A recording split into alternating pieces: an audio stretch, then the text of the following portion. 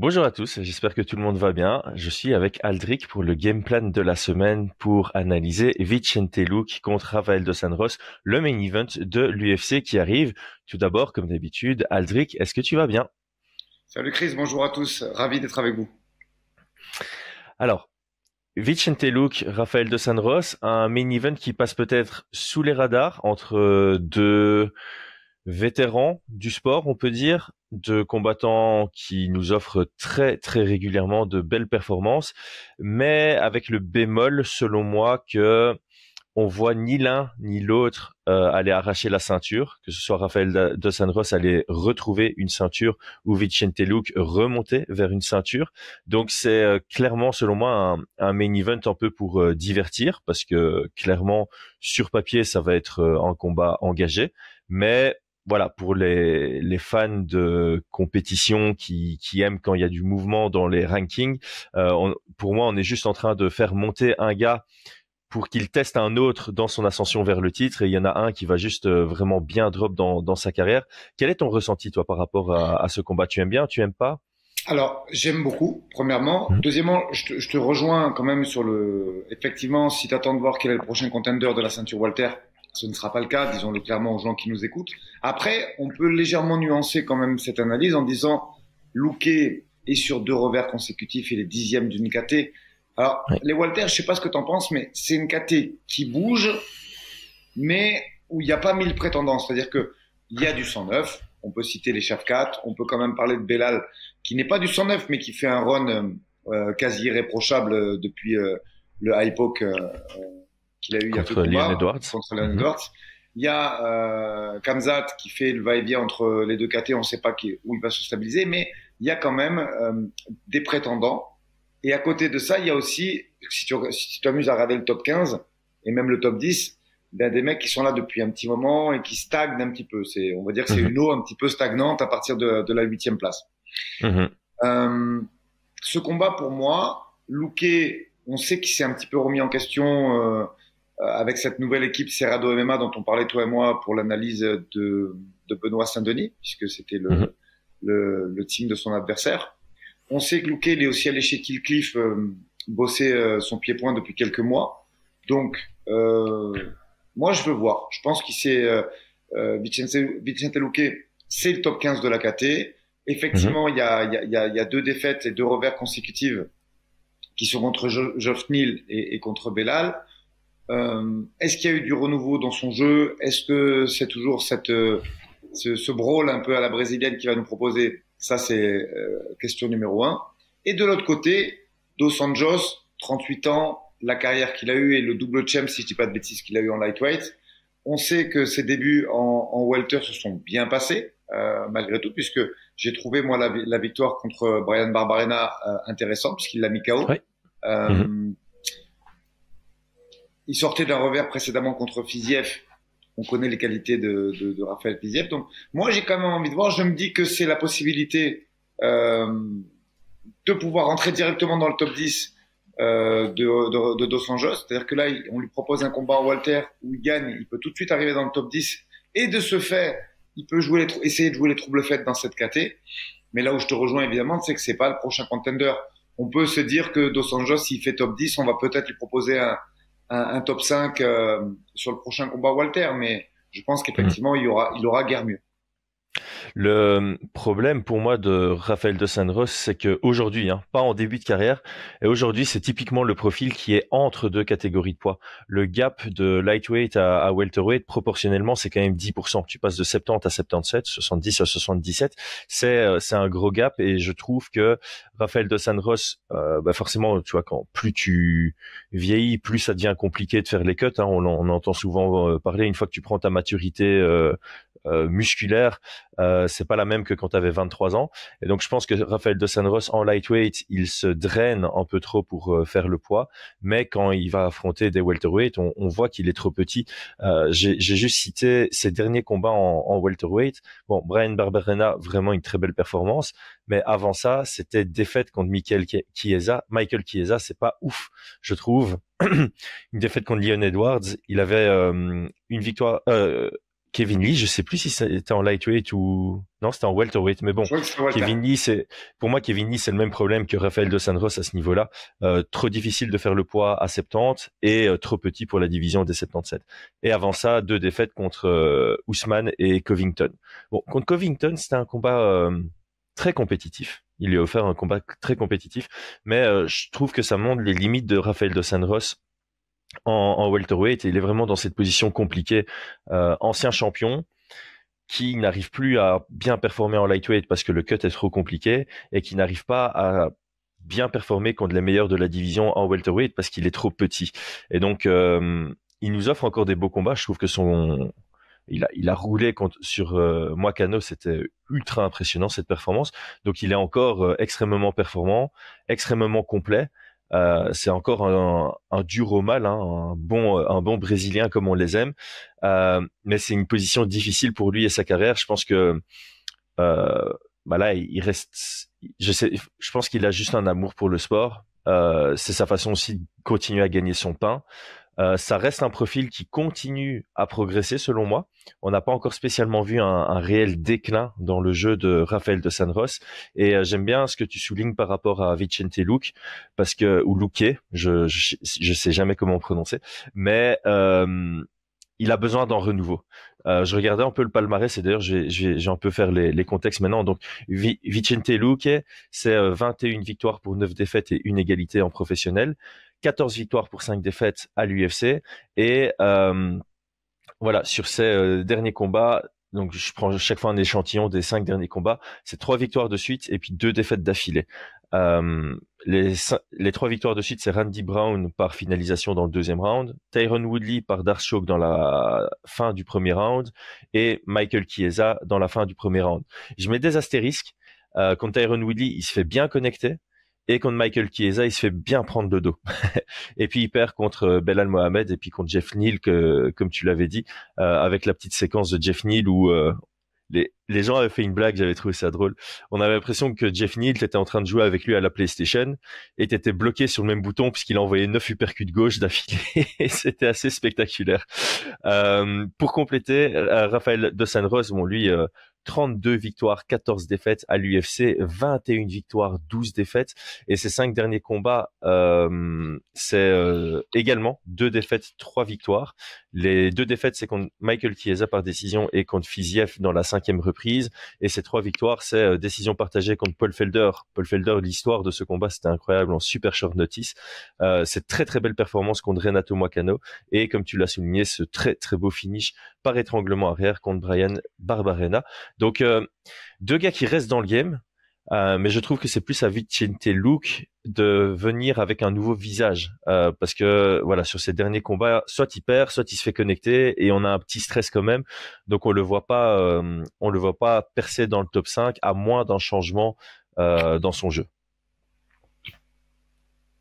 Ouais.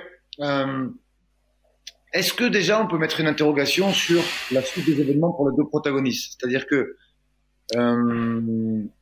Dos Anjos, je pense pas qu'il soit cuté si jamais il perd cet affrontement.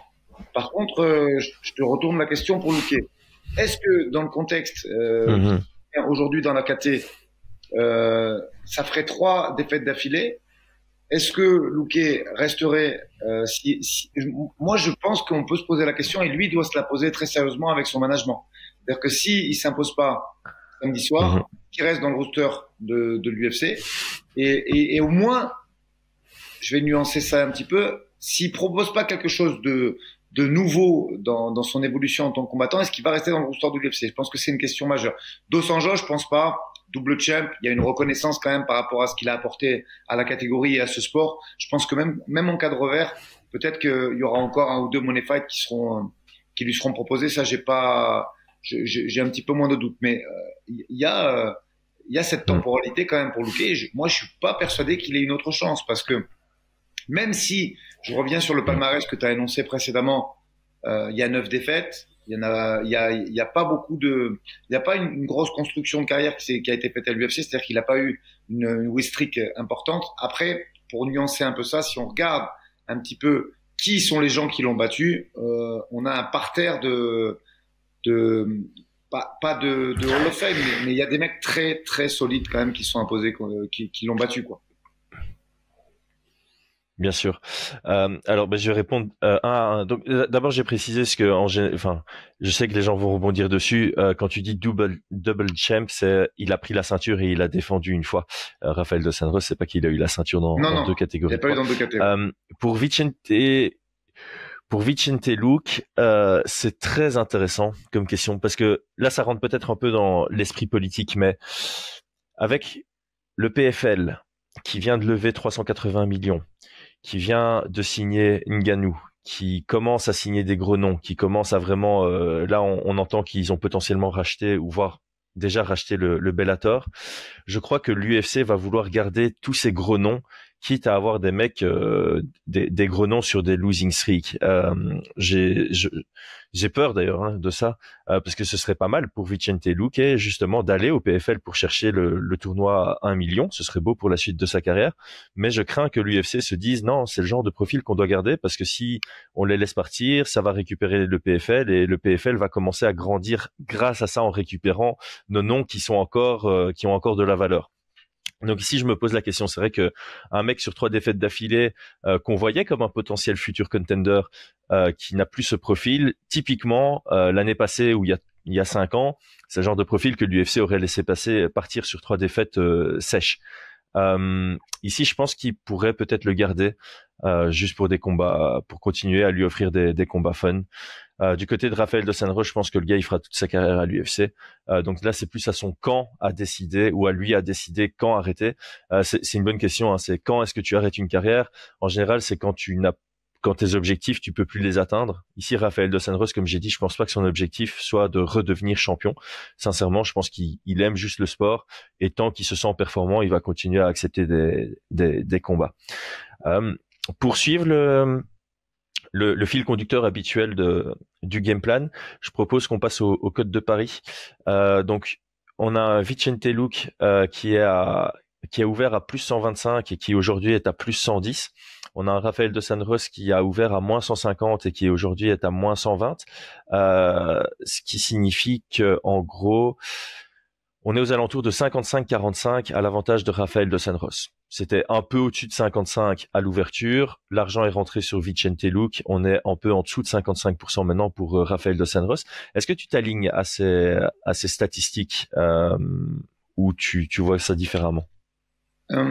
Dos Anjos, c'est la constante. On sait qu'il arrive même à progresser à 38 piges, mais c'est toujours solide. Moi, je trouve que son pied-point s'est très nettement amélioré sur les 2-3 dernières années. C'est beaucoup plus posé, c'est beaucoup moins bagarre et beaucoup moins brawl que ce qu'on avait vu auparavant. Donc, lui, c'est la valeur sûre, on va dire. On est quasi sûr de la prestation qu'il va proposer dans la cage samedi soir. On sait que son 1m73 est un petit peu court dans la catégorie. Je crois qu'il aura 7 cm de moins que son adversaire et une dizaine en allonge, en reach. Donc effectivement, ça, ce sont des constantes. Il va avoir du mal à toucher, il va avoir du mal à rentrer dans la poche, mais il est solide. Et en plus, on sait qu'il a un sol et même un chain wrestling qui est assez intéressant. Ça, c'est une constante. Oui. L'autre côté, c'est Luque qu'on sait pas. Ce qu'on sait, c'est que tous les combats qu'il nous a proposés, qu'ils soient gagnants ou perdants, ce sont des guerres. Comme tu le disais, c'est des victoires après une prise de dos, c'est des victoires après avoir été spammé avec le bouton X de la manette uppercut, c'est des victoires après avoir été downé. Donc on sait que aujourd'hui Luque, ce qu'il propose, je vais être comment dire, peut-être un petit peu trivial, mais c'est pas méchant en face de Luque, que c'est un grand champion que je respecte beaucoup, mais en général on sait qu'il arrête pas mal de coups avec sa tête et que derrière il a un petit peu ce warrior spirit qui lui permet d'amener le combat là où il est plus à l'aise et de pouvoir s'imposer. Il est superbe dart choke, il a un très bon sol. On sait que c'est un vrai grappleur et parmi moi, je vais même aller plus loin. Je pense que c'est un des meilleurs grappleurs de la catégorie welter.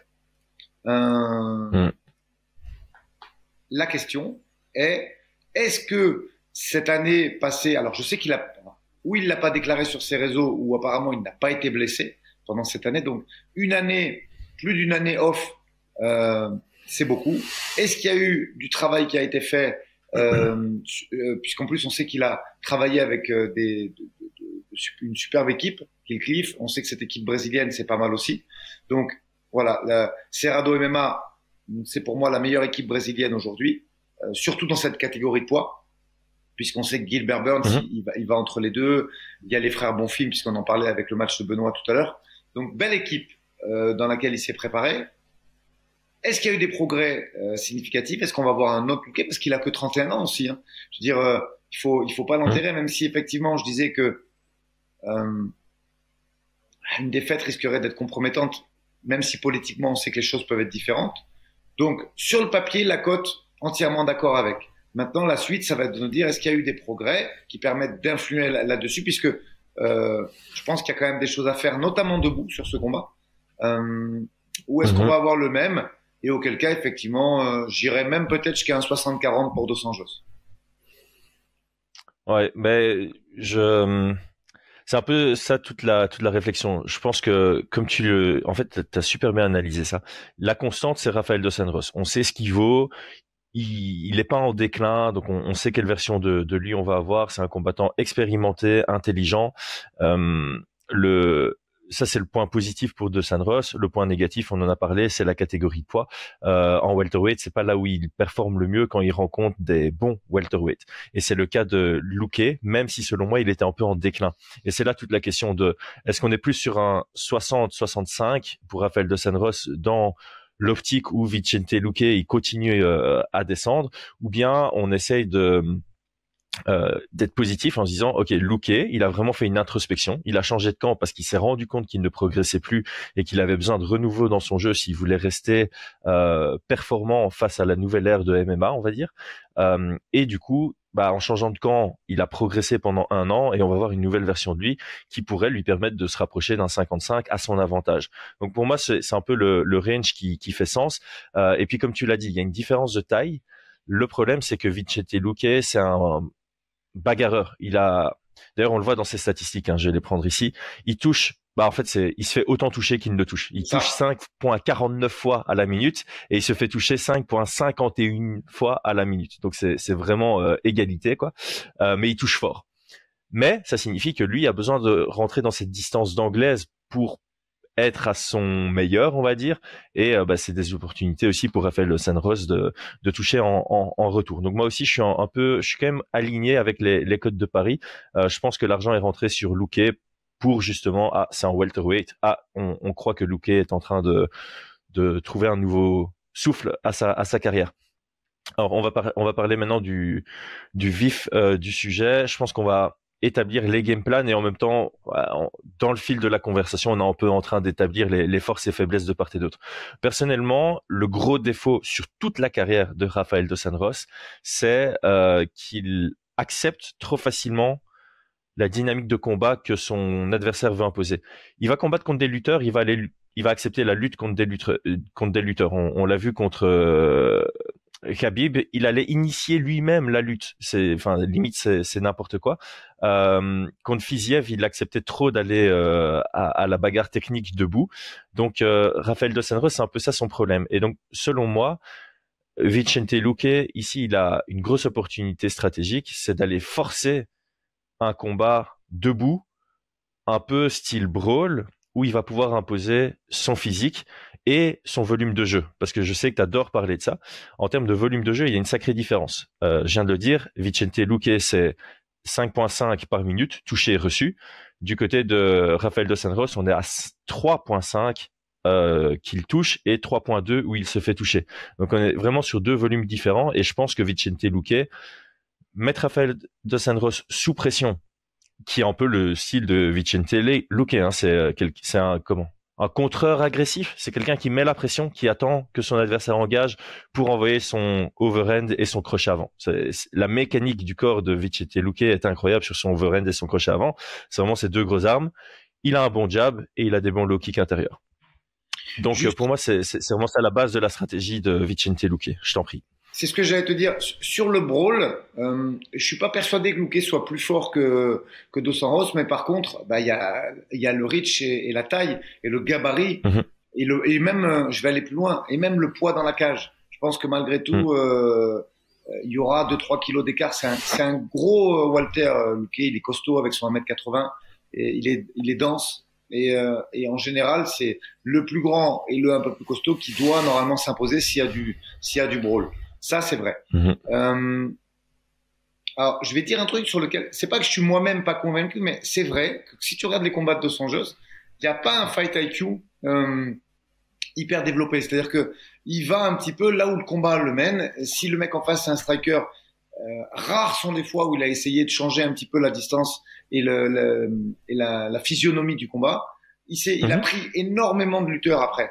Mais est-ce que tu sais, j'écoute pas mal de podcasts, même si mon portugais est loin d'être parfait, j'écoute pas mal de podcasts comme ça, et souvent j'écoute, et c'est une mentalité très brésilienne ça, ils se disent on va pas perdre d'énergie sur le chain wrestling et sur la lutte, on garde pour scrambler et Mhm. pour travailler sur le dos derrière. Et même si ces paroles-là, je suis pas convaincu à 100%, force est de constater que c'est ce qu'il fait souvent lui.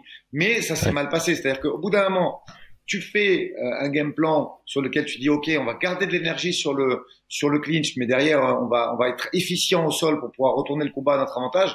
Une fois que tu en es à ton troisième ou quatrième lutteur où ça ne s'est pas passé comme ça, Mhm. oh bah, il faut quand même peut-être se poser la question de se dire est-ce que ça marche réellement ou est-ce que ça marche pas.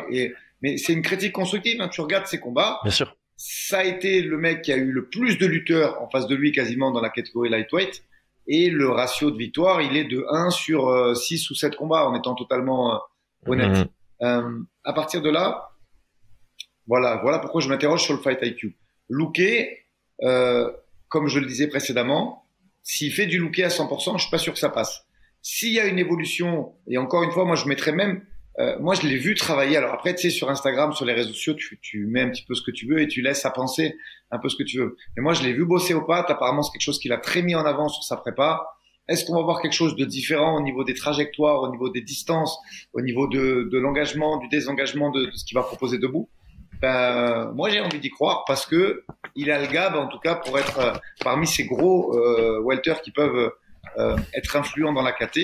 Je parlais tout à l'heure de Dos Anjos qui gagne et qui intègre le top 10. Eh ben, Luque, il gagne et je pense qu'il peut se rapprocher de la peut-être huitième place ou septième place qui va lui permettre après d'aller chercher un des intouchables de la KT, pourquoi pas par la suite. Donc il y a un réel enjeu quand même dans ce combat. Même si l'enjeu direct, c'est pas une place de contender ou une place top 3, ça, c'est la réalité des faits. Après, un fighter, quand il ne combat pas pendant un an, il est forcément différent. Un an, c'est pour Mhm. ça que je regarde toujours, moi, les trois derniers combats quand on parle d'analyse. Parce que le mec, il a combattu au mois de mai, on est au mois d'août, tu n'auras pas quelque chose de nouveau. Tu peux avoir quelque chose de plus Mhm. liché techniquement, de mieux préparé, un athlète qui sera plus dans son prime, dans l'optimisation de sa condition physique. Mais la gamme technique et les enchaînements qu'il va proposer, il y aura peu de chances que cela diffère. Par contre, un an, c'est long. Ça permet de travailler sur beaucoup de choses. Et donc, c'est un combat qui fait partie des combats qui me hype. Alors, certes, la carte, Mhm. on va pas se cacher, est pas exceptionnelle. Cela étant, moi, il y a deux, trois combats qui me plaisent et ce main event, en tout cas, me fait me poser la question et me donne envie de le regarder. Mhm. Non, il y a clairement quelques combats intéressants et sur ce main event, c'est vrai qu'il y a pas mal de questions auxquelles répondre parce que là, tu parles de un combattant qu'on n'a plus vu depuis un an. Forcément, il a changé, d'autant plus qu'il a changé de camp. Donc là, il y a un double argument par rapport à son changement. Maintenant, est-ce que le changement est une progression? Parce que on voit aussi des mecs. Je vais prendre l'exemple de Johnny Walker. Il a mis du temps à progresser chez John Kavanagh. Les deux Ouais. premiers combats qu'il a fait chez lui, c'était un changement mais qu'il a fait retomber un peu en arrière parce que il a limité complètement sa créativité. C'était pas aligné avec ses performances optimales. Moi, du côté de Rafael dos Anjos, il y a que un truc que vraiment je vais noter, c'est il doit varier ce jeu. S'il rentre dans le combat pour striker avec un striker, ça va pas. Alors, Vicente Luque, c'est un striker grappleur, mais je pense pas que Dos Anjos en top control puisse se faire soumettre par Luque. Luque peut soumettre Dos Anjos si c'est lui qui prend le top control, si c'est lui qui le sonne et puis qui vient snap son Dark Choke. Mais Dos Anjos en top control, franchement, faut se lever tôt pour pouvoir le sweep, pour pouvoir le soumettre. on le voit d'ailleurs dans les stats, hein, Rafael dos Anjos, il tente 2.05 takedown. Et il réussit 2.05 takedown par 15 minutes, ce qui est relativement élevé. Et on a un Vicente Luque qui ne défend que 61% des tentatives de takedown sur lui.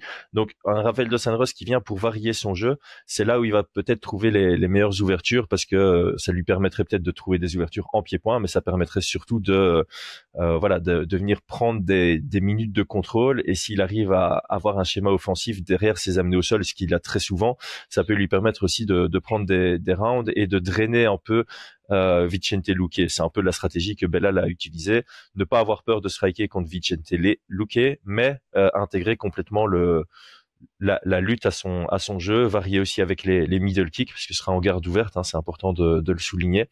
Donc c'est un combat intéressant. Après voilà, c'est deux vétérans du sport, il y aura pas spécialement de grandes surprises sur la dynamique. Je pense que majoritairement Vicente Luque va vouloir mettre la pression, rester debout et être opportuniste au sol. Rafael dos Anjos, de son côté, il a tout intérêt à varier son jeu, parce que s'il vient pour striker contre un striker sans intégrer sa lutte, ça va être une longue nuit pour lui et les stats vont s'inverser. Je te propose qu'on passe au prono et aux préférences. Ouais. Prono, je me lance. Moi, je vais partir du principe que si c'est Luque, c'est une surprise, puisque c'est qu'il aura fait évoluer son jeu et comme je le disais, que les changements auront été bénéfiques. Donc, je vais rester très standard dans mon pronostic. Je vais dire Dos Anjos décision, avec l'envie d'être surpris par Luque, puisque j'ai aucun intérêt sportif ni financier, parce qu'on n'a pas le droit de parier là-dedans. Mais voilà, je pense que le choix de la sagesse, c'est Dos Anjos par décision. Avec l'envie, moi je veux voir et j'ai envie d'être surpris par les progrès et les changements qui ont été opérés sur le camp de Luque. Moi de mon côté, j'ai un historique de surestimer et surévaluer Vicente Luque. Donc là, au cours du podcast, j'avais envie de miser sur la surprise de Luque, mais je sais que si je le fais, je vais regretter après en disant je l'ai de nouveau surestimé, parce que tu sais, j'ai envie de penser qu'il va mettre plus de volume. J'ai envie de penser que quand il va frapper plus dur, et que du coup, si ça va à la décision, il aura un léger avantage comme ça. Mais voilà, il faut que je reste fidèle à ce que j'ai analysé, et je pense sincèrement que Rafael dos Anjos va être beaucoup plus en contrôle du combat, en contrôle des échanges, en contrôle des moments. On l'a dit, de temps en temps, Rafael dos Anjos vient avec des mauvaises stratégies. Il vient pour lutter des lutteurs, il vient pour laisser aller le combat là où il doit aller. Mais il faut pas oublier non plus que c'est 2015, je pense qu'il a pris la ceinture à Anthony Pettis. C'est le game plan de l'année 2015, hein. La stratégie qu'il a mis en place pour battre Anthony Pettis, c'est une pépite. Et là, typiquement, contre Luque, je pense qu'il va arriver aussi avec ce même type de stratégie. Il va vouloir mettre la pression, il va vouloir engager en lutte dès qu'il a l'opportunité, sans avoir peur de striker et de le surprendre dans ce domaine-là. Et je pense qu'on va avoir un Rafael dos Anjos qui va prendre en confiance au cours du combat, et en plus il est très performant sur 5 rounds. Donc je vais te rejoindre sur le pronostic. Je vois pas de finish dans ce combat, et donc Rafael dos Anjos à la décision. Par contre, j'ai pas de préférence, comme j'ai dit, comme il n'y a pas spécialement d'intérêt sportif. J'ai pas spécialement, enfin voilà, je vois ni l'un ni l'autre faire un run pour le titre. Donc celui qui gagne, honnêtement, je serais juste content pour lui.